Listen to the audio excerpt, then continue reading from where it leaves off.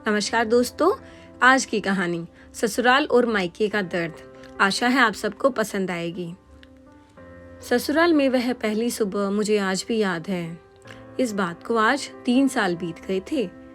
फिर भी मुझे अच्छे से याद है कि कितनी घबरा कर मैं उठी थी, यह सोचती हुई कि कहीं देर ना हो जाए। सब न जाने मेरे बारे में क्या सोचेंगे। केवल एक रात ही तो नए घर में कटी थी और इतना सब कुछ बदल गया, जैसे आसमान में उड़ती चिड़िया को किसी ने मोती के लालच देकर पिंजरे में कैद कर लिया हो। शुरू के कुछ दिन तो यूं ही गुजर गए।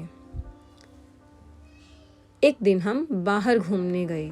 जब हम वापस घर आए तो सासू माँ की आंखों में खुशी तो दिख रही थी, लेकिन केवल अपने बेटे के लिए ही। मैंने सोचा कि शायद नया रिश्ता है, एक दूसरे को समझने में वक्त लगेगा, लेकिन समय ने जल्दी एहसास करा दिया कि मैं यहाँ बहू हूँ, इसलिए मैं जैसा चाहूँ वैसा नहीं कर पाऊंगी। कुछ कायदा और मर्यादा है जिसका मुझे पालन करना होगा, जैसे कि धीरे धीरे बात करना, धीरे से हंसना, सबके खाने के बाद खाना खाना। यह सब आदतें मुझे अपने आप ही आ गई। माँ से भी बात कम होने लगी, जिसकी वजह से मुझे पीहर की याद आने लगी। ससुराल में पूछने पर कहा गया कि अभी नहीं, कुछ दिन के बाद जाना। जिस पति ने शादी के समय कहा था कि आपकी बेटी पास ही तो है, कभी भी आ जाया करेगी, उसके भी सुर बदल गए।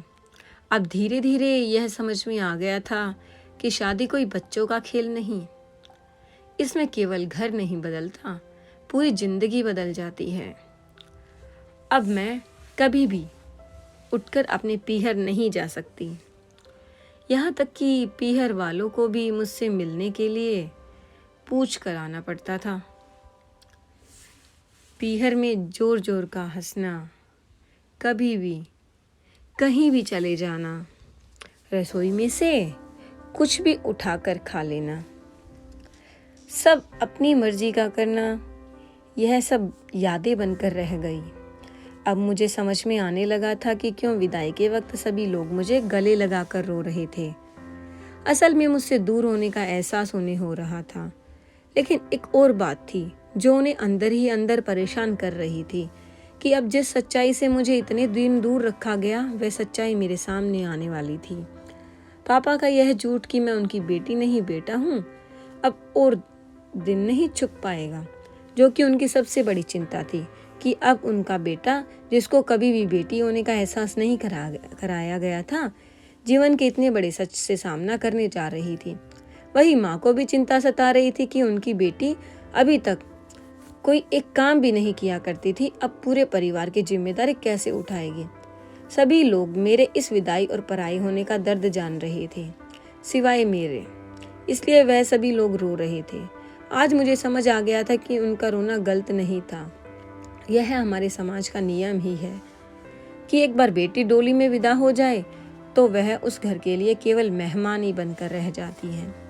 फिर कोई चाहे कितना ही क्यों ना कह ले कि यह घर आज भी उसी का है। सच तो यह है कि अब वह कभी भी यूं ही अपने पीहर नहीं जा सकती।